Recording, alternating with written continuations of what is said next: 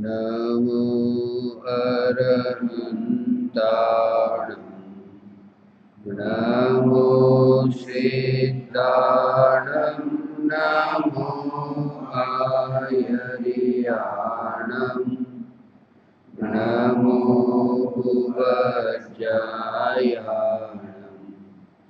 नमो लोये सव्वसारोणम्।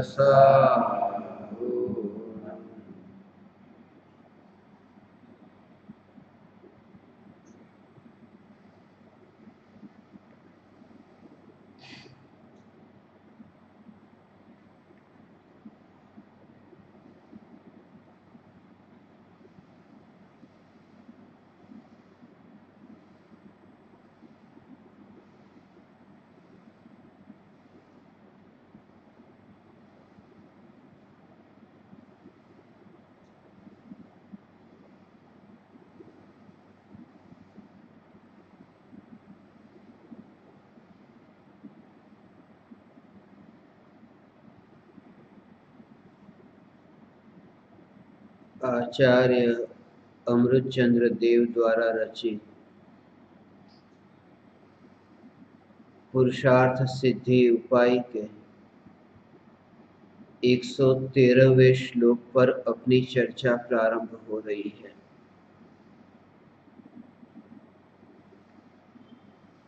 परिग्रह संबंधी चर्चा चल रही है और पिछले 2 दिनों से इस बात पर जोर देकर बार बार कहा जा रहा है कि मिथ्यात्व ही वास्तविक परिग्रह है, मोह का भाव ही परिग्रह है। चैतन्य स्वभावी भगवान आत्मा असंख्य प्रदेशों में व्याप्त रहकर भी जो खंडित नहीं हुआ, ऐसा अखंड भगवान आत्मा, जिस भगवान आत्मा में परद्रव्य का प्रवेश तो अत्यंत दूर, परभाव का प्रवेश भी संभव नहीं।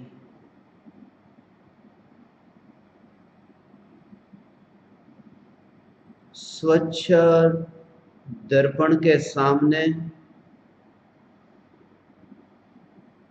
अनेक दृश्य बदल जाए, पलट जाए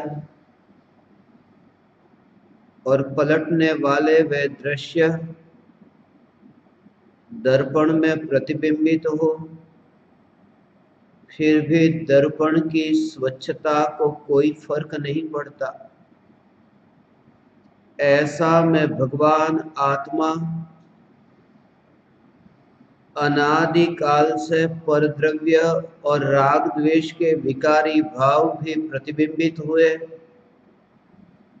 और यहाँ तक कि राग द्वेष के विकारी भावों में अपनापन करने वाला भाव भी प्रतिबिंबित हुआ, फिर भी कोई भी भाव चैतन्य तत्व में मिला नहीं। यह चैतन्य तत्व ही मैं हूँ। जब चैतन्य तत्व की अनुभूति होती है तब जैसे भूतकाल में अनेक ज्ञेय ज्ञान में प्रतिबिंबित हो रहे थे और अब ऐसा हुआ कि ज्ञान में भगवान आत्मा ही प्रतिबिंबित हुआ, ज्ञाता और ज्ञेय का भेद का विकल्प मिटा। तब मैं जानने वाला और मैं जानने में आने वाला इतना भी भेद का विकल्प उत्पन्न नहीं होता। आत्मा की निर्विकल्प अनुभूति होने पर देह तो रहता है, देह के स्थान पर विकारी भाव भी रहते हैं अपने स्थान पर, और फिर भी ऐसा अभेद निर्विकल्प अनुभव कि जिस समय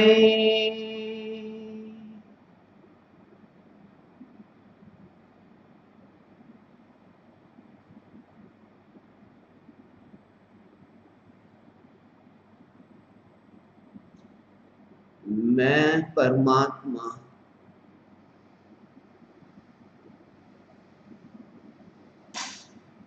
ऐसा जो स्वीकार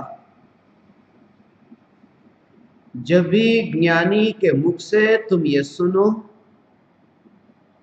पूज्य गुरुदेव श्री कांची स्वामी के मुखार बिंद से ये तुम्हें सुनाई दे कि मैं भगवान आत्मा, ऐसा लगता है कि मैं ही परमात्मा,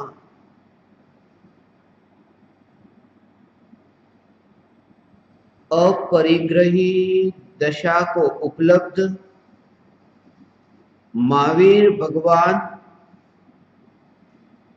सिद्ध परमात्मा, ऐसी परम अवस्था को उपलब्ध भगवान सिद्ध परमात्मा, उन सिद्ध परमात्मा के साथ में अपनी तुलना करना कि मैं परमात्मा।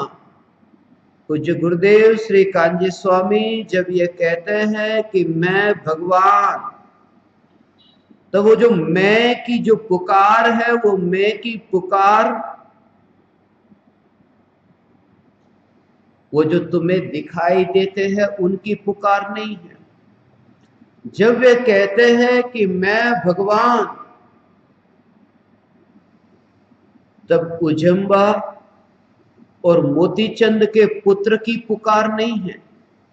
जब ये पुकार अंतर से निकलती है कि मैं परमात्मा, तब वह जो अंतर में विद्यमान ऐसा जो देह देवल से न्यारा चैतन्य, वह चैतन्य की वह पुकार है।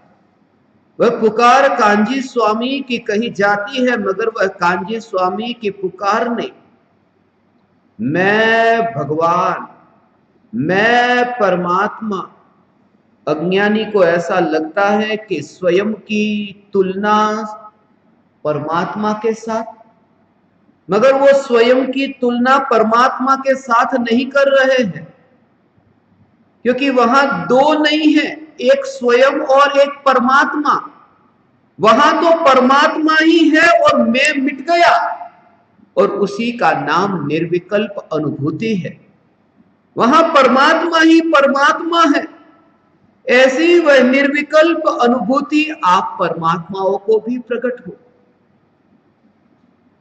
मैं परमात्मा,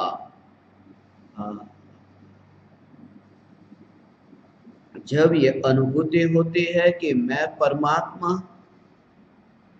तब पर पदार्थ की पकड़ सहज ही नहीं रहती। स्वयं स्वयं का स्वामी होता है, मालिक होता है।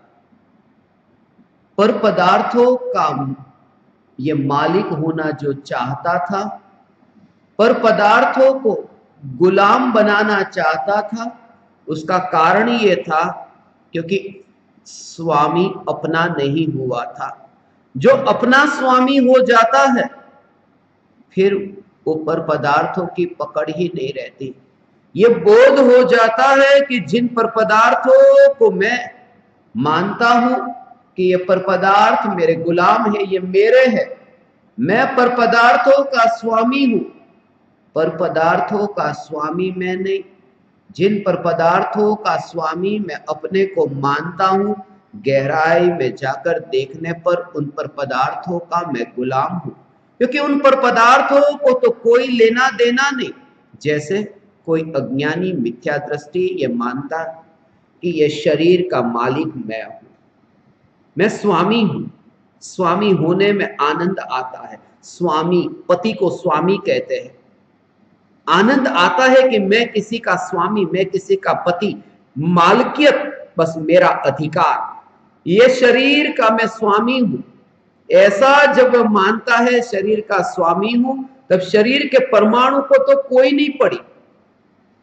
कि वे आत्मा के साथ में रहे या आत्मा के साथ में न रहे, यहां से ये परमाणु उड़ करके बिखर कर कहीं और गए, परमाणु को क्या लेना देना।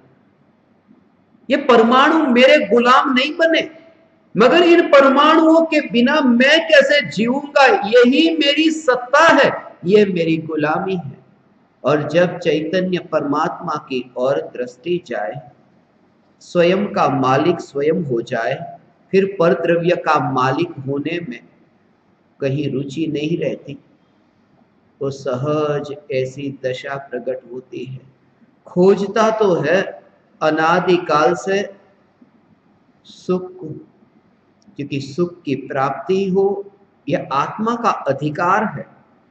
इसलिए तुम ये मत कहना कि सुख की खोज के लिए मत निकलो, सुख को प्राप्त होना यह अधिकार है।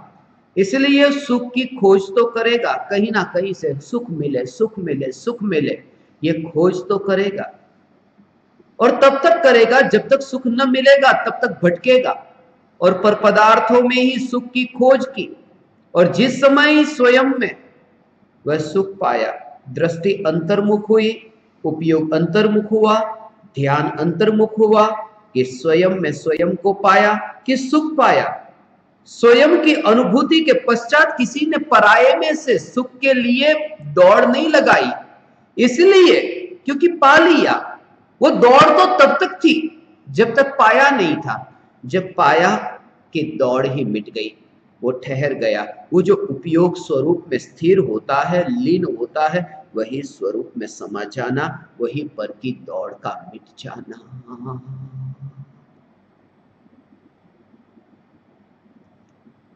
हे ज्ञान दीपक, हे ज्ञान दीपक, तुम परमाणुओं के मालिक नहीं हो, इस शरीर के मालिक तुम नहीं हो। जिनके मालिक तुम स्वयं को मानते हो, तुम उनके गुलाम बनकर बैठे हो। तीन लोक का नाथ भगवान आत्मा, अनंत गुणाधिपति ये भगवान आत्मा, इस राख की दीवार का गुलाम, इससे बड़ी दयनीय बात क्या हो सकती है। जब यह अनुभूति हो कि जिनका मालिक मैं अपने को मानता हूं, उसका मालिक मैं नहीं हूं, मैं उसका गुलाम, तब उस बोध से ही वह गुलामी छूटने लगेगी। शुरुआत यहां से ही होती है। मुझे एक घटना अविस्मरण में आई।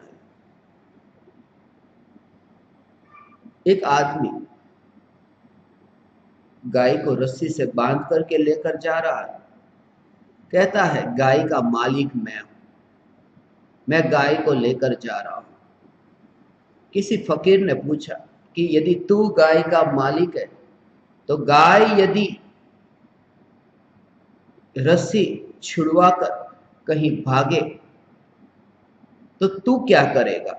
उस आदमी ने कहा कि मैं गाय के पीछे भागूंगा। तू कहता है कि मैं गाय का मालिक हूं, मगर गाय तेरे पीछे नहीं भागे, गाय के पीछे तुझे भागना पड़ता है। तू जिसका मालिक स्वयं को कहता है, तू उसका मालिक नहीं, गहराई में देख तो तू उसका गुलाम है, क्योंकि उसके पीछे पीछे तुझे भागना पड़ता है। ऐसा गाय का ही नहीं, ऐसा ही सब जितने भी पर पदार्थ है, जिन पर पदार्थों का मालिक मैं स्वयं को मानता हूं, मैं उनका मालिक नहीं, मैं उनका गुलाम हूं। और यह गुलामी तब तक जब तक स्वयं का मालिक न हुआ, ये उपयोग अंतर्मुख न हुआ। अहंकार की यह पकड़ है कि मैं बस कुछ पर पदार्थों का मालिक बनकर मैं ये सिद्ध कर दूं कि मुझसे बड़ा, मुझसे महान कोई नहीं, क्योंकि वहां पर भी कोई पराया है ना। तुम मुझसे महान नहीं, इसमें कोई दूसरा आया, कोई दूसरा आता है बीच में, तब कि तुम मुझसे महान नहीं। ये महानता की ये जो पकड़ है, उस पकड़ के कारण ही पर से दृष्टि हटती नहीं, क्योंकि पर को ही दिखाना है कि तुमसे महान मैं हूं। जिस समय चैतन्य तत्व की निर्विकल्प अनुभूति होती है, मैं भगवान आत्मा, ऐसी निर्विकल्प अनुभूति होती है, तब श्रद्धा निर्मल होती है।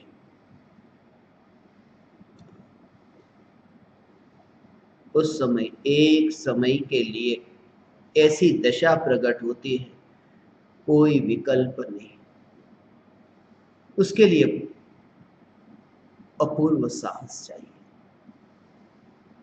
गांव भी याद नहीं रहता, शहर भी नहीं,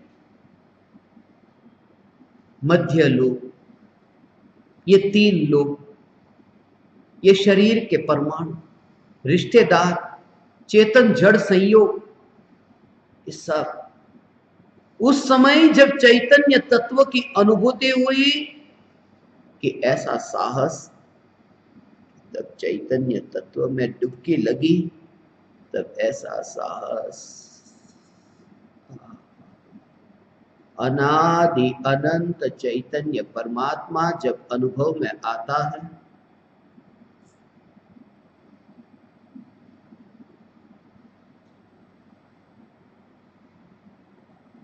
पहचान ही बदल जाती है।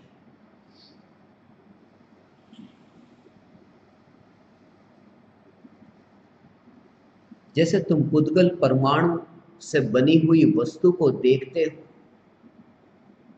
और उन वस्तुओं को देख करके तुम्हें जैसा न्यारापन दिखाई देता है, जैसे कुर्सी है, कुर्सी के परमाणु को तुम देखो, दरवाजा है, दरवाजे के परमाणु को तुम देखो। अब जैसे इन पदार्थों को जब तुम देखते हो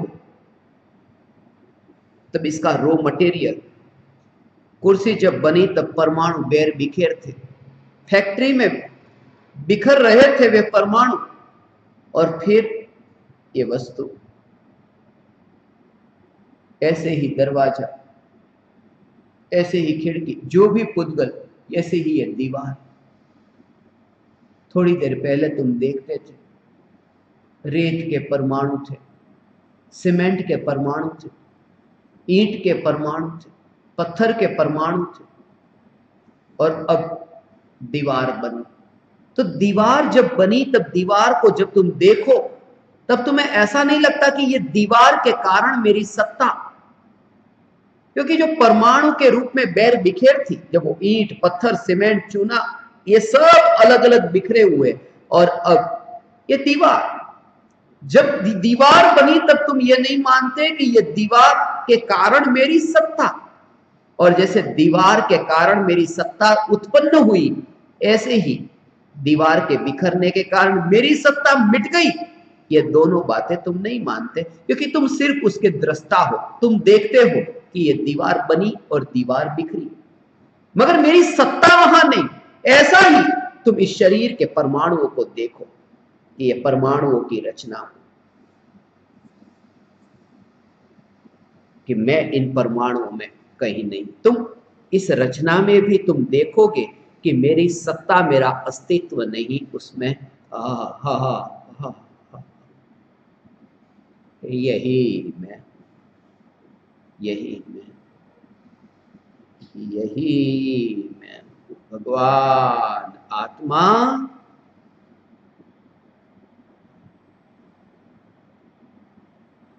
तब फिर मैं राख की दीवार का पड़ोसी हूं। पड़ोसी तो पहले भी था, मगर तब से ये बोध हुआ, ये बोध होते ही ये राख की दीवार का पड़ोसी हूं। आचार्य अमृतचंद्र देव, वन विहारी मुनिराज, 113वें इस श्लोक में ये स्पष्ट करते हैं कि मूर्छा ही परिग्रह है, तो फिर बाह्य में जो भी परिग्रह, ये धन, धान्य, दास, दासी आदि, इन बाह्य परिग्रह की चर्चा ही क्यों की? फिर बाह्य परिग्रह छोड़ने को क्यों कहा? क्योंकि पिछले 2 दिनों से हम ये चर्चा कर रहे हैं कि मूर्छा परिग्रह है, तो फिर कितने भी धन को तिजोरी में रखो, क्योंकि धन तिजोरी में है, वो परिग्रह नहीं है, मूर्छा परिग्रह है। उसमें मोह का भाव परिग्रह है, तो फिर कितनी भी गाड़ी, कितने भी मकान, कितना भी खेत, कितना भी बाहर का परिग्रह रखो, क्या फर्क पड़ता है? उसी का उत्तर इस श्लोक में दिया है कि बाहर का जो परिग्रह है वो परिग्रह इसलिए परिग्रह है क्योंकि मूर्छा का भाव उसमें मिला हुआ है, और जिसमें मूर्छा का भाव मिला हुआ है ऐसे बाह्य संयोगों को भी परिग्रह कहा।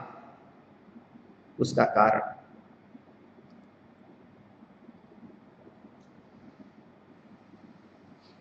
समझने जैसा स्वरूप है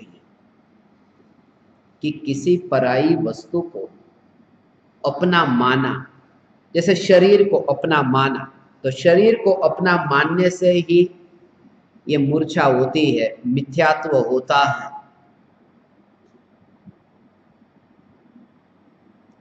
ऐसे ही मकान को, पुत्र पत्नी परिवार को, इनको अपना मानने से ही ये परिग्रह होता है। तो अपना मानना छोड़ दो तो परिग्रह छूट गया। यदि अपना मानना छोड़ देने से ही परिग्रह छूटना हो तो चौथा गुणस्थान, पांचवा गुणस्थान, छठा गुणस्थान, इन गुणस्थानों के भेद ही न होंगे, क्योंकि सब भेद जो है वो इसी कारण तो है कि चौथे गुणस्थान में परिग्रह अभी पूरी तरह से नहीं छूटा, पांचवें गुणस्थान में परिग्रह परिमाण व्रत लिया, छठे गुणस्थान में अपरिग्रह महाव्रत धारण किया। ये जो परिग्रह से संबंधित ये व्रत है, ये चौथे, पांचवें, छठे गुणस्थान का जो ये विभाजन है वो ही नहीं रहेगा। और दूसरा कि तुमने वस्तु को यदि भाव से ही ग्रहण किया है तो भाव से छोड़ दो। तुमने तिजोरी में धन रखा ही नहीं, सिर्फ भाव से ही तुमने धन में अपनापन किया था, तो भाव से छोड़ दो। मगर जब तुमने ग्रहण किया था तब शरीर से भी ग्रहण किया था, और जिसको शरीर से भी ग्रहण किया था उसको फिर शरीर से भी छोड़ना जरूरी है। अकेला भाव से ही ग्रहण किया होता तो भाव से ही छोड़ो। इसलिए हम कहते हैं मन से, वचन से, काया से करना, कराना, अनुमोदना, ये कृतकारित अनुमोदना मन वचन काया से 3 का 3 से गुना करके 9 प्रकार से जो पाप हुए हैं वो 9 प्रकार से हुए हैं, इसलिए 9 प्रकार से छूटेंगे। मगर खास बात ये कि जैसे पहले जो भाव उत्पन्न होता था तब वस्तु घर में ला करके आता था, वो भाव के कारण, वो कैसे भी करके कहीं से भी इधर उधर से भी, पैसे खुद के पास में न हो तो भी बैंक से लोन लेकर के भी वो कैसे भी करके वो घर बनवा लेता था। तो जैसे वो पहले वो इंसान वो भाव के कारण कर लेता था फिजिकली, मेंटली जब अंदर में इतना फोर्स आता था तो फिजिकली बाहर में भी वो ऐसा करता था इकट्ठा। तो ऐसा सहज होगा कि जब अंदर से वो मोह का भाव छूटा कि बाहर से वो भी छूटेगा ही छूटेगा, ये रह नहीं सकता। कोई कहे कि मुझे मोह का भाव छूट गया और मैं भोगों को भोगता हूं और अपरिग्रही हूं, ये बात झूठी है, क्योंकि भाव छूटा तो वस्तु भी छूटेगी। और वो पता तुम्हें ऐसे न चलेगा कि तुम्हारा मोह का भाव, तुम्हें ऐसा लगेगा मुझे तो कोई भाव नहीं। अभी तुम्हें यह कहा जाए कि तुम्हें यहां जो जितनी वस्तु पड़ी है उन वस्तुओं में कोई मोह का भाव है, अभी तुम सुनने के लिए बैठे हो, कोई मोह का भाव है कि कुछ भी नहीं। जब वस्तु होती है तब वस्तु के प्रति मोह का भाव समझ में नहीं आता। जब वस्तु का अभाव होता है तब पता चलता है वो मोह कितना था। जैसे कि अभी किसी ने बाहर से आकर के कुल्हाड़ी से इस कुर्सी को काट दिया, तोड़ दिया, तो चालू प्रवचन में ही तुम खड़े होकर के अरे क्यों ये कर रहे हो, क्यों तोड़ रहे हो, और बार बार ये विचार आएगा 300 रुपये का नुकसान हुआ। जब वो वस्तु थी तब वो वस्तु का मोह वो पता नहीं चलता था, वस्तु जब टूटी तब पता चला। और ऐसे ही ये शरीर की स्थिति है। हड्डी अभी है, हड्डी में मोह कितना है वो पता नहीं चलता, हड्डी टूटती है तब पता चलता है कि कब ठीक होगी, कब ठीक होगी। उसका मतलब कि जब ठीक थी तब वो इतना मोह था वो पता नहीं चलता था, टूटने के बाद में वो एहसास होता है कि कब ठीक होगी। अनुकूलताओं में मोह का भाव जो है ना, उसका एहसास नहीं होता। उसको ऐसे समझो जैसे कि घर में 4 भाई, चटनी बनती है ना, उसके लिए मैं खास कहता हूं कि रोज चटनी बनी। अब 4 भाई चटनी खा रहे रोज,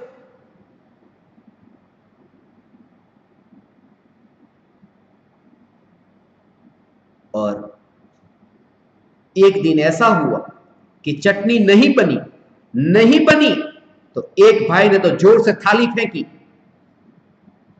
कि चटनी नहीं बनाई, नहीं खाऊंगा खाना। और दूसरे भाई ने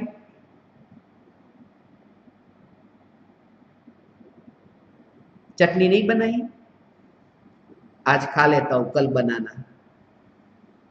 तीसरा भाई बोला भी नहीं, नहीं बनी, खा लो चाहे। और चौथा भाई पता भी न चला कि चटनी नहीं बनी।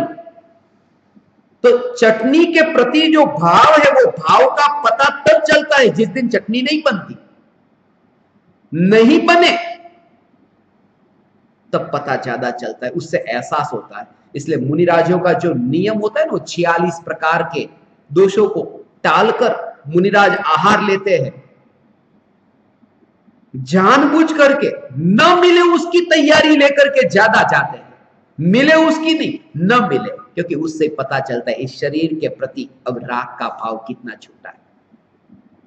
जानबूझ करके अभिग्रह लेकर के क्यों निकलते हैं? ऐसा होगा तो नहीं खाऊंगा, ऐसा होगा तो नहीं खाओ, ऐसा होगा तो नहीं, ऐसा होगा तो ही खाऊंगा। मन भोजन की इतनी पड़ी नहीं, नहीं मिला तो भी ठीक है, जानबूझकर। मुनिराज का आहार तो तुमने अभी देखा नहीं। जब मैं भोजन करता हूं तब रोटी को तोड़ करके खाली एक बार ऐसे देखता हूं तो लोग डर जाते कि ये देखा मर गए, रोटी को देखा कि अरे मर गए। मुनिराज तो ऐसे खोल खोल करके पूरा का पूरा ऐसा निकाल करके, ऐसे देख देख के जांच करके, उसकी ऐसा जांच करके, तो काजू को तो पूरा ऐसा, काजू को खोले बिना ही देते। कोई खा लेता तो कहते ना भाई काजू पूरा नहीं खाओ, उसको खोल करके खाओ। मगर मुनिराज का जो आहार है उसमें तो चावल का जो दाना, उसमें उसको भी ऐसा करके वो खाएंगे कि उसमें भी कहीं इधर उधर ना हो। और हो तो कोई बात नहीं, छोड़ के निकल जाएंगे। माने इतनी नहीं पड़ी है खाने की, मिले तो ठीक है। इसलिए न मिलने की तैयारी पहले, आनंद आता है, कसौटी होती है।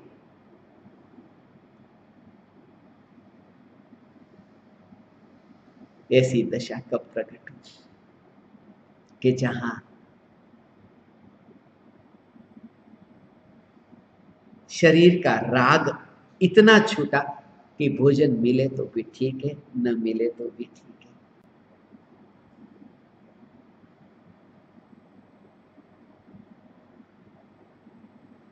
पूरी सावधानी से अपनी ओर से पूरा ध्यान रखते हो। ऐसा नहीं कि जो मिला, जो उदय में आया वो खा लूंगा, ऐसा नहीं। न मिला ठीक है,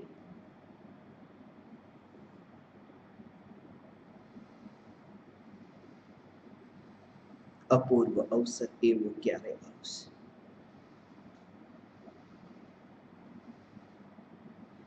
वहां अपनी कमजोरी देखना, उदय उदय मत देखना। कल ही मैं किससे कह रहा था, परदेश में 18 देशों में इतने फुलचंद वेजिटेरियन रेस्टोरेंट, मगर कभी भोजन में कहीं पर भी एक बार बाल नहीं निकला। और यहां पर जैन भोजनशाला में 2 दिन में एक बार बाल आए बिना नहीं रहता। ये क्या उदय, कर्म का उदय ऐसा चल रहा है? नहीं, नहीं। मुसलमानों के देशों में भी, इसलिए मुझे ये पवित्र भूमि अपवित्र भूमि जैसा कुछ भी नहीं लगता। इसलिए जब मैं मिशन के दौरान था तब वहां जहां जहां मैं गया, मैंने सब जगह कहा ये कैसे भारत पवित्र भूमि, भारतीय का तिरस्कार होता है। तुम्हें पता है दुनिया के किसी देश में जाओ, कोई आदर से भारतीयों के साथ में, क्योंकि अहंकार लेकर के ही गया, मेरा देश महान। और लाहौर जैसी भूमि, पावन भूमि, परम पवित्र भूमि अचानक एक रात में अपवित्र हो गई। ढाका जैसी पावन भूमि एक रात में अपवित्र हो गई। कुछ नहीं होता पवित्र अपवित्र भूमि, बस तुम पलटो कि तुम्हें दिखाई देगा चैतन्य परमात्मा का मेला। ये अहंकार है और कुछ भी नहीं। और मैं तुम्हें उस दशा में देखना चाहता हूं जहां तुम्हें कुछ भी न दिखाई दे और जो पहले दिखा था वो साफ हो जाए। ये भारत और ये गैर भारतीय, ये सब भेदों में से तुम बाहर निकल जाओ, तुम्हें ऐसा दिखाई दे बस चैतन्य चैतन्य, ऐसी दृष्टि। ये वचन तुम्हें कल याद आएंगे। और कोई नेता होगा ना, वो पहले जांच कर लेता है कि ये सुनने के लिए जो बैठे हैं वो लोग क्या सुनना चाहते हैं, उन्हें क्या मीठा लगता है। वो ये चाहते हैं कि नेता हमेशा पब्लिक के बारे में पहले पूरी जांच करके बोलता है कि उसे जो अच्छा लगता है बस वही मैं सभा में बोलूंगा। मैं नेता नहीं। तुम्हें अच्छा लगे बुरा लगे, मैं तुमसे कहूंगा कि इन भेदों में से बाहर निकलो। ये तुम्हारा अहंकार है।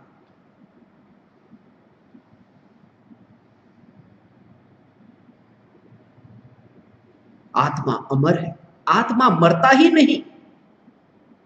भारतवासियों ने यह सुना, आत्मा मरता ही नहीं। और सबसे ज्यादा कायर, मरने के लिए डरने वाले भारतीय जितने मैंने देखे उतने परदेसी नहीं देखे, जिन्होंने आत्मा अमर है बहुत सुना बहुत पढ़ा। ये क्या है? ये अहंकार। हम बाहर निकले एक ऐसी दृष्टि की बस साफ। क्या भारत, क्या अमेरिका, क्या उमराला, क्या मुंबई, कुछ भी नहीं। मुझे तो चैतन्य चैतन्य चैतन्य के अतिरिक्त कुछ दिखता नहीं। ऐसी दशा प्रकट हो, कौन समझेगा तुम्हें? कोई फिक्र नहीं।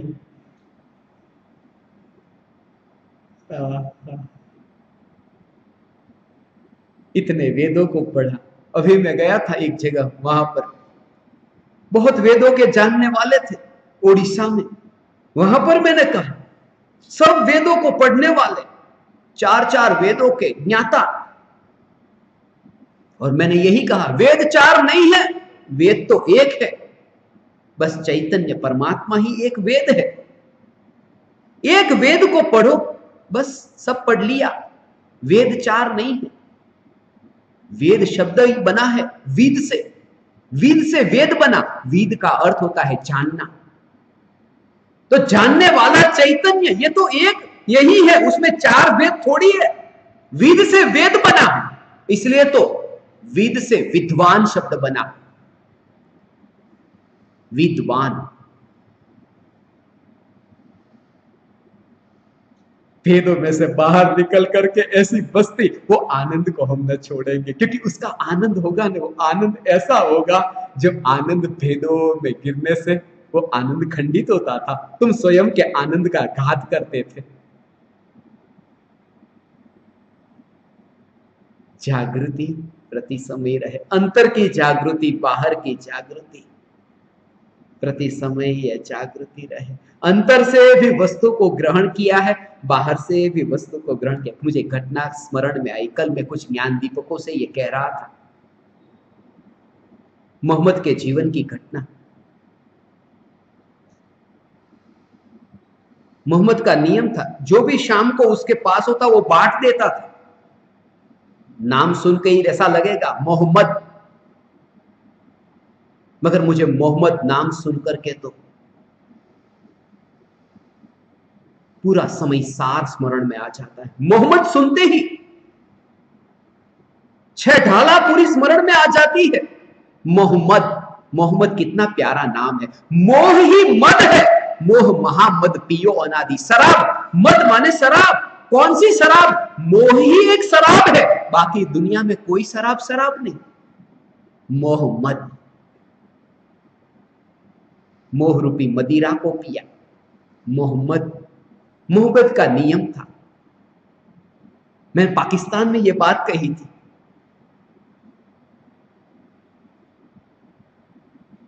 मगर तब रिकॉर्डिंग वहां नहीं हुई थी, कल कही थी, तो नहीं हुई तो मुझे अभी भाव आया कि ये बात सभी को सुनने योग्य है।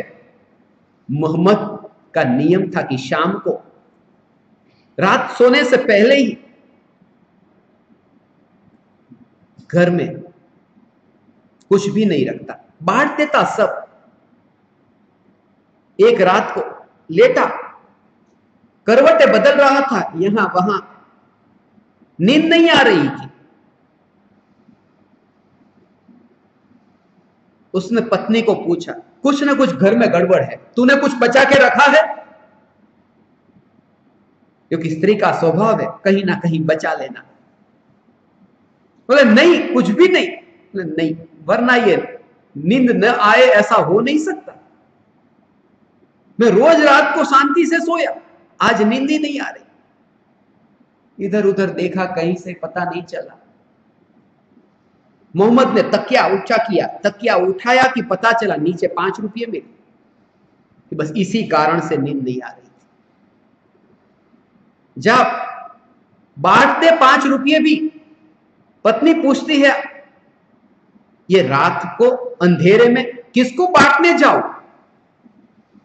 मोहम्मद ने कहा कोई होगा, क्योंकि जिसने ये विचार भेजा कि 5 रुपये कहीं ना कहीं है, जिसने ये विचार भेजा कि 5 रुपये बांट दे, जिसने ये विचार भेजा कि 5 रुपये बांट दे, वो लेने वाले को भी भेज देगा वहां बाहर।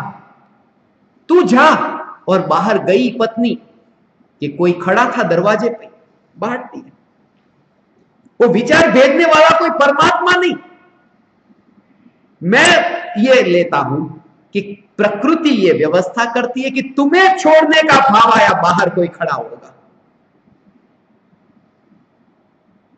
पत्नी गई बाहर, और बाहर जाकर के वापिस कमरे में आई, देखा मोहम्मद ने चद्दर ओढ़ ली थी और सांसें छूट गई थी। वो आखिरी दिन था मोहम्मद का। पाकिस्तान में मैं कुछ इमाम से मिला था, उन्होंने मुझसे ये कहा, हमारे में ये मान्यता है कि मोहम्मद जो जिंदा रहे थे उसका कारण ये था, वो 5 रुपये, वो 5 रुपये लौटाने के लिए वो जिंदा थे। 5 रुपये का भी कर्ज अपने सिर पर नहीं चाहिए था, वो लौटाने के लिए वो जिंदा थे। जैसे ही वो लौटा दिए, बस उन्होंने अपना काम कर दिया।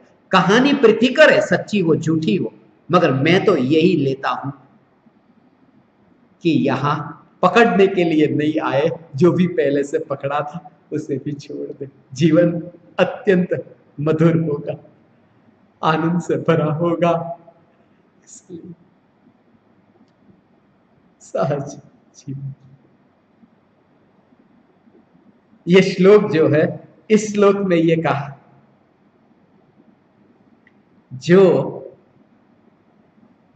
ऐसा है, अर्थात मूर्छा ही परिग्रह हो तो निश्चय से बाह्य परिग्रह कुछ भी सिद्ध नहीं होगा। तो ऐसा नहीं है, क्योंकि वह बाह्य परिग्रह मूर्छा के निमित्त पने के अतिशय पने को धारण करता है। माने वो जो अंदर का जो भाव है, उस भाव के कारण ही ये बाहर में परिग्रह हमारा इकट्ठा हुआ है। और अंदर में यदि भाव न हो और बाहर में वस्तु हो तो परिग्रह नहीं है कि ना, तो फिर नहीं है। अंतर में भाव न हो रखने का, राग का भी, चौथे गुणस्थान में क्या होता है, मोह का भाव नहीं रहा, मगर राग का भाव है, और राग के कारण वस्तु को इकट्ठी करने का भाव भी आता है। मोह का भाव नहीं, उसमें सुख बुद्धि नहीं है, मगर फिर भी भाव आता है, और उसका खेद भी होता है, ये कब मैं छूटू इससे।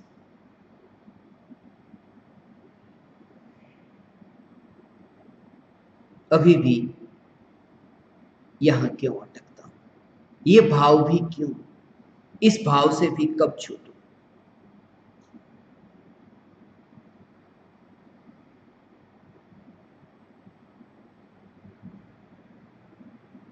वो भाव भी क्यों, ऐसा खेद होता है। आज सुबह ये विचार आया तुरंत ही, अरे ये भाव भी अब क्यों। अमेरिका में मैं 19 राज्यों में गया,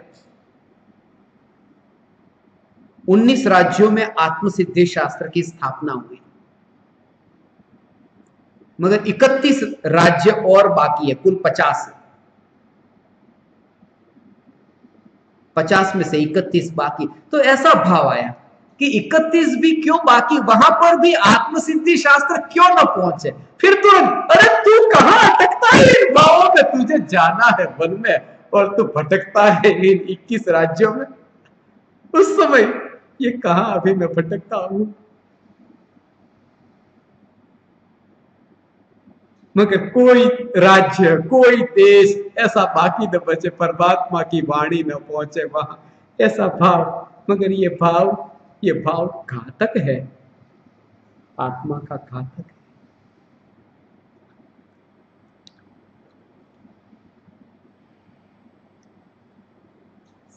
भाव छूट जाए और वस्तु रहे तो कोई दोष नहीं है, तो कोई दोष नहीं। यदि मोहराग द्वेष के भाव न हो और वस्तु रह जाए तो कोई दोष नहीं।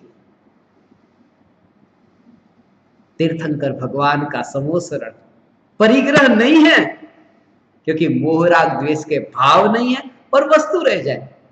फिर वो ये नहीं कहते कब छूटे ये समोसरण, कब छूटे समोसरण, नहीं, वो भाव ही नहीं है, वहां पूर्ण वितरागता है, इसलिए वो समोसरण परिग्रह नहीं है। मगर जहां भाव है और बाहर में वस्तु है तो वो वस्तु परिग्रह है। जहां भाव है ना, भाव के साथ में बाहर की वस्तु परिग्रह है। और जहां भाव है वहां भाव भी छोड़ना और वस्तु भी छोड़ना।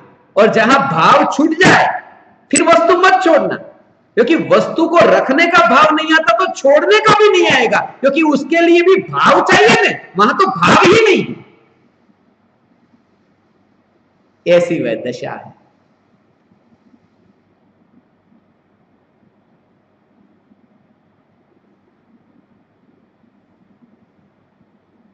ये दशा ऐसी है। ये जानबूझ करके तुम इन दोनों तस्वीरों को देखते हो। महावीर भगवान की तस्वीर, सिमंदर भगवान की तस्वीर,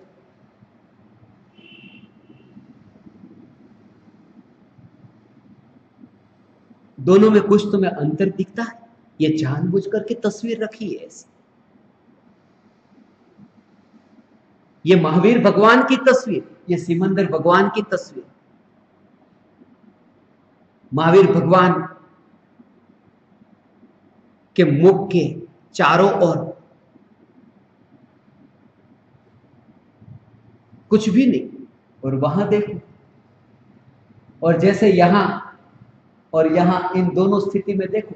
ये जो दृश्य बताना चाहता था, ये जब तस्वीर को मैंने चुना, ये समोसरण का दृश्य बताना चाहता था, ये 13वें गुणस्थान का दृश्य बताना चाहता था। और यहां जैसे ये समोसरण पर, वहां समोसरण पर विराजमान है, और वहां ये बताना चाहता सिद्धशिला पर विराजमान है। ये अशरीरी, ये सिद्ध परमात्मा है और ये अरिहंत परमात्मा है।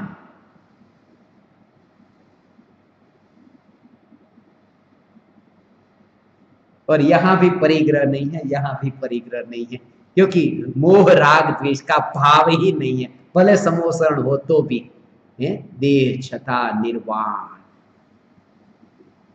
देह छता निर्वाण, शरीर होने पर भी निर्वाण।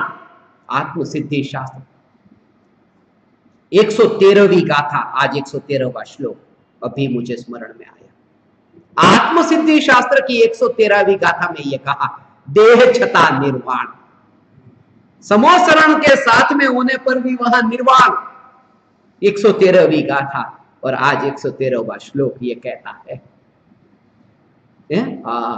वो 113 113 113 113 226, आज आधा पुरुषार्थ सिद्धि उपाय पूरा होगा, क्योंकि 226 श्लोक है, आज 113 पूरे होंगे। આવું છે બધું, આવું છે બધું। મારા ભગવાન આ ચૈતન્ય परमात्मा देह छता निर्वाण, देह होने पर भी निर्वाण है, देह परिग्रह नहीं है। महावीर भगवान अशरीरी है, सिमंदर भगवान देह के साथ में है, शरीरी है, सदेह है।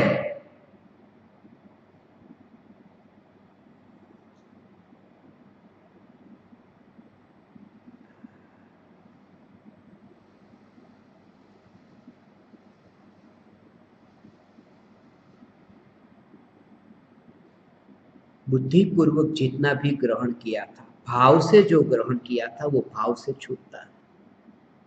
समोसरण को छोड़ने का भाव नहीं, क्योंकि समोसरण भाव से नहीं ग्रहण किया।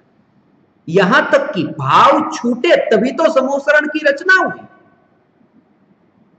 जब केवल ज्ञान हुआ, पूर्ण वितरागी सर्वज्ञ हुए, तभी तो केवल ज्ञान की रचना हुई, समोसरण की रचना हुई। तो पूरे भाव जब गए तब फिर उसे छोड़ने का कोई विकल्प नहीं। मगर मुनि जब थे, इसलिए ये स्वरूप समझने जैसा है। पुण्य का उदय, पाप का उदय, पुण्य का उदय और फिर उदय ही नहीं। ये पुण्य का उदय, पाप का उदय, पुण्य का उदय, उदय नहीं, ये चार बात तीर्थंकर भगवान के जीवन में।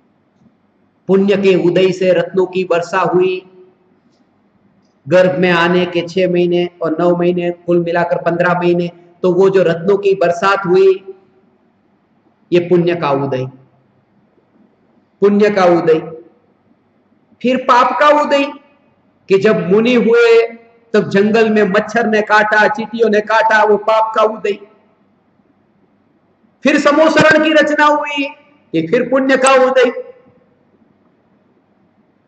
और फिर सिद्ध हुए कि कोई उदय नहीं।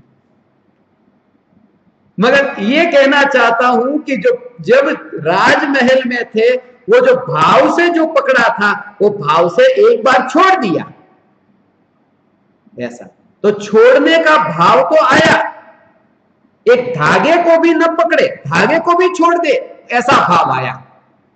तो कपड़े भी उतार दिए, वस्त्र को भी छोड़ दिया, मगर समोसरण को नहीं छोड़ा, क्योंकि वो भाव से नहीं पकड़ा था। वो है सो है, गया सो गया, ऐसा। ये स्वरूप समझने जैसा है। भगवान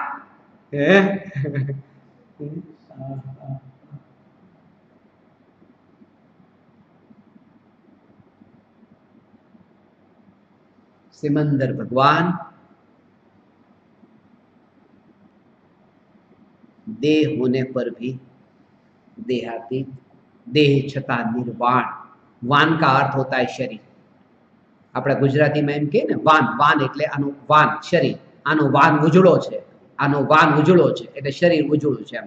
વાન એટલે શરીર, એમ કે મોઢું, ચહેરો, વાન, આનો વાન, વાન એટલે શરીર। निर्वाण એટલે जहां वान ही नहीं रहा, वो निर्वाण, वो अशरीरी, उसका मतलब निर्वाण माने सिद्ध। इस श्लोक में ये कहा, कैसा ये स्वरूप है कि मूर्छा ही परिग्रह है।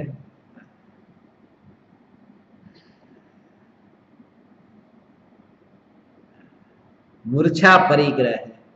यदि मूर्छा ही परिग्रह है तो बाहर से परिग्रह को छोड़ने की जरूरत ही क्या है? कि बाहर से जरूरत है, क्योंकि भाव से ग्रहण किया था बाहर का परिग्रह, इसलिए भाव से छोड़े। अब बात ये कि एक एक वस्तु याद न हो तो, क्योंकि आप ऐसा बुद्धि में तो ऐसा भूल जाते हैं, तो उसका भाव समझना। जैसे कि आपने घर में एक कुर्सी ला करके रखी थी, अब आपको याद ही नहीं, तो एक एक को कैसे छोड़ने जाए? कि कुर्सी को छोड़े, टेबल को छोड़े, सोना छोड़े, चांदी छोड़े, इसलिए वो एक एक को छोड़ते नहीं। इसलिए जो आप सुनते हो ना कि भरत चक्रवर्ती ने 18 करोड़ घोड़े छोड़े थे। ये घोड़ा यदि बाजार में छोड़ दो खुला, तो क्या हाल होगा? जब 18 करोड़ घोड़े को छोड़ा तब तो क्या हुआ होगा कि 18 करोड़ घोड़े को नहीं छोड़ा था, घोड़े तो बंधे ही थे, घोड़े को छोड़कर खुद निकल गए थे, उसको कहते हैं छोड़ा। माने वो घर की वस्तु को नहीं छोड़ा, छोड़ छोड़ के ऐसा, वो ही घर में से निकल गए, उसको बोलते हैं वो छोड़ना। ऐसा कैसी वह दशा होगी।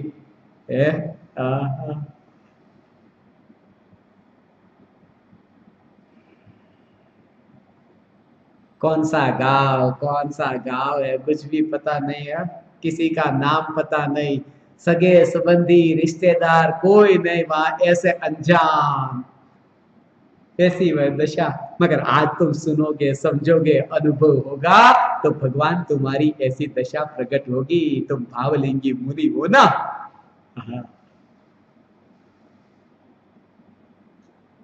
भाव से ग्रहण किया, इसलिए भाव से छोड़ना।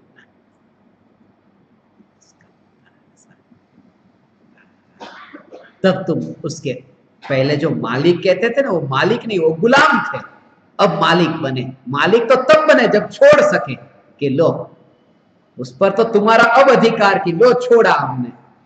वो स्वामी राम थे ना, अमेरिका गए थे, अमेरिका में उन्होंने कहा, वो अपने को बादशाह राम कहते थे।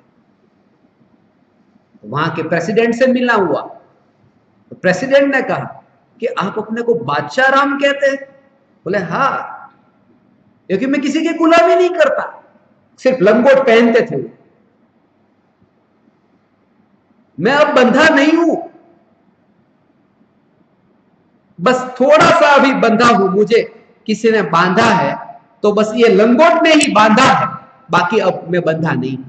और लंगोट ने भी मुझे कहा बांधा, मैंने लंगोट को बांधा, छोड़ना चाहूं तो मैं छोड़ सकता हूं, लंगोट ने थोड़ी बांधा है, मतलब मैं ही बंधा हूं, कोई मुझे बांधने वाला नहीं है। जब अंदर से ये भाव आया था, इसलिए तो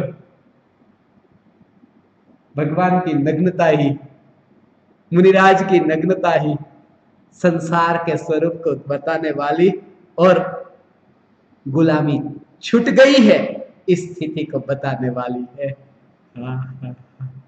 ऐसे भावलिंगी मुनिराज के दर्शन भी दुर्लभ है इस काल में। वो दशा तो प्रकट होगी, अंतर से, जो अंतर से समझे।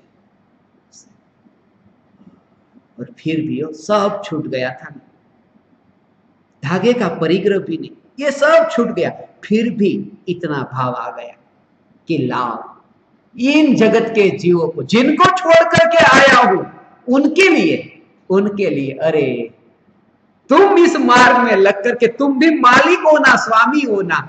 और शास्त्र लिखने का ये भाव आया, वो कितना करुणा का भाव होगा, जहां कुछ भी लेना देना नहीं, कपड़े का लेना देना नहीं, कि छोड़ो कपड़ा है नहीं, मगर उनका ही तो, वो हम पर कितना उपकार किया, कितना उपकार हम पर किया। ये तुम न समझ सकोगे यदि मस्तिष्क से ही सोचोगे, क्योंकि मस्तिष्क से हृदय की बीमारी का ऑपरेशन नहीं हो सकता, ये तो हृदय से काम लेना होगा। इसलिए मुझे कुछ लोग सलाह देते हैं, बहुत ज्यादा भावना मत भाना, बहुत भावुक भी मत हो जाना, भावनाओं में बह मत जाना। मैं कहता हूं कृपालु देव, वो लौकी की सब्जी याद है ना, छिलका उतारते थे लौकी की सब्जी के ऊपर से मम्मी, और आंख में से आंसू टपकते थे। मस्तिष्क से काम होता तो ऐसा नहीं होता, अंतर में हृदय होता है, ज्ञानी का हृदय ऐसा होता है। उस दशा में पूर्ण वितरागी नहीं हुए ना, परमात्मा नहीं हुए, इसलिए ऐसा होता है।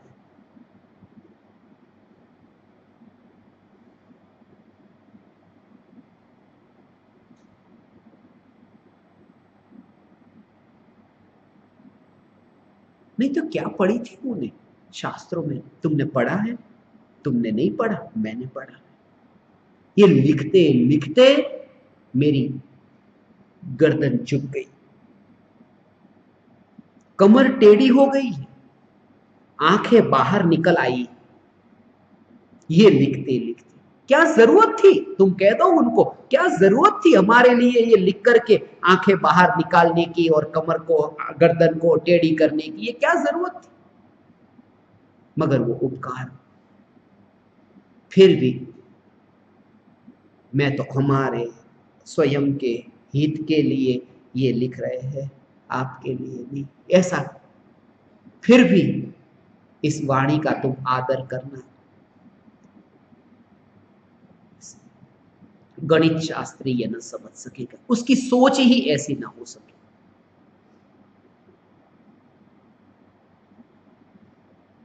इस दशा को नहीं समझ सकता,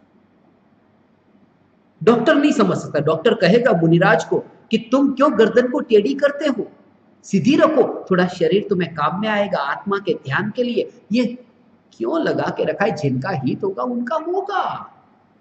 मगर मुनिराज को समझने के लिए तुम्हें सम्यक दृष्टि होना चाहिए, क्योंकि सम्यक दृष्टि को गुरु की श्रद्धा होती है। मुनिराज गुरु है, जब जानोगे तभी तो श्रद्धा होगी, तुमने जाना ही नहीं तो श्रद्धा कैसे करोगे। वो दशा न्यारी दशा।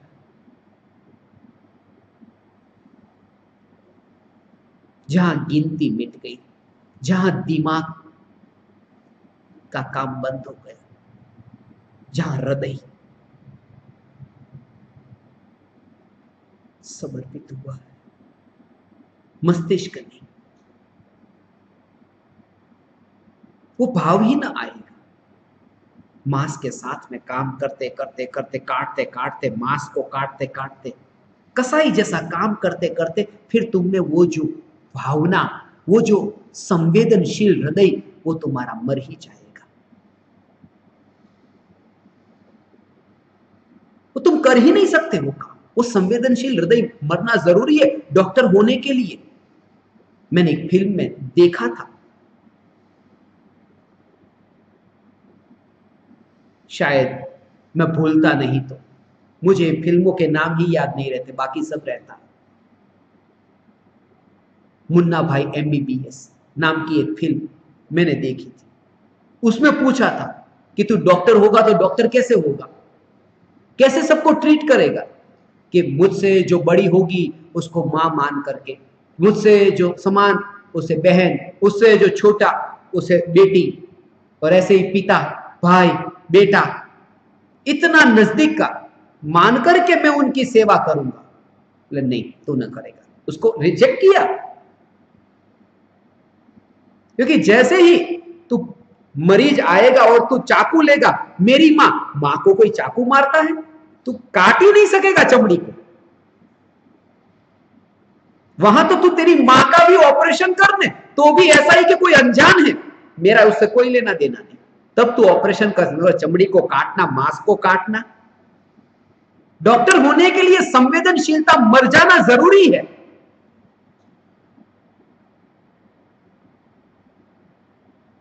इसलिए वो दृष्टि से सोच ही नहीं सकेंगे।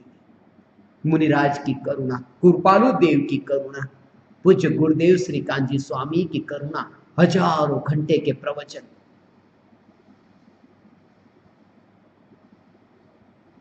और क्या मिला उन्हें, कुछ भी नहीं। क्या चाह थी उन्हें, क्या अपेक्षा थी उन्हें।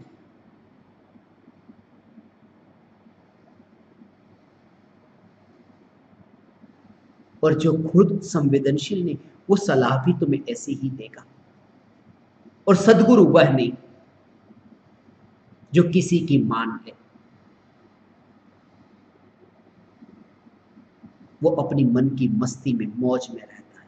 किसी की मान ली तो वो गुरु नहीं, किसी की सुन ली तो वो गुरु नहीं। सदगुरु वह, क्योंकि उसने अनुभव से ये जाना है, अनुभव प्रमाण है, फिर और किसी पराये प्रमाण की जरूरत न रही। इसलिए तो मैं तुम पर बार बार जोर देता हूं, अनुभव प्रमाण से, मेरे शब्दों को सुनकर के नहीं, स्वयं के अनुभव प्रमाण से स्वीकार करना। ये वाणी, ये शब्द शब्द नहीं, शब्द तो सूखे फूल के जैसे है। किताबों में तुम सूखे फूल को देखते हो ना, सूखे फूल को किताबों के अंदर रख देते हैं, कोई सुगंध नहीं, कुछ नहीं, सूखे फूल। जैसे सूखे फूल, ऐसे ही वो जो शब्द, वो भी सूखे ही। रस ना आएगा उसमें से, गंध ना आएगी उसमें से। गंध तो तब आएगी जब तुम्हें स्वयं की अनुभूति होगी, शब्द वहां रह जाएगा। हे ज्ञान दीपक, मेरे हृदय को तुम समझो। मस्तिष्क से समझना चाहोगे न समझ सकोगे, तुम हृदय से समझना। समय कम है,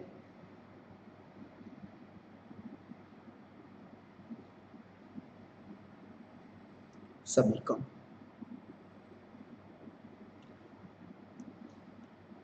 अत्यंत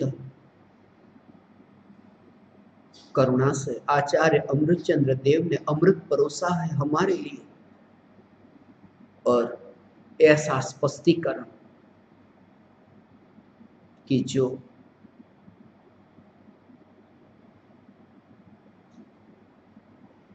शिष्य की शंका स्वयं ने ही उत्पन्न की और स्वयं ने ही उसका समाधान किया। कोई सामने कोई दूसरा शिष्य नहीं था, स्वयं ने ही शंका की कि भाव से ही यदि छोड़ दे तो बाहर से छोड़ने की जरूरत है कि हाँ है, क्योंकि भाव से ही नहीं पकड़ा था, बाहर से भी पकड़ा था, इसलिए बाहर से छोड़े।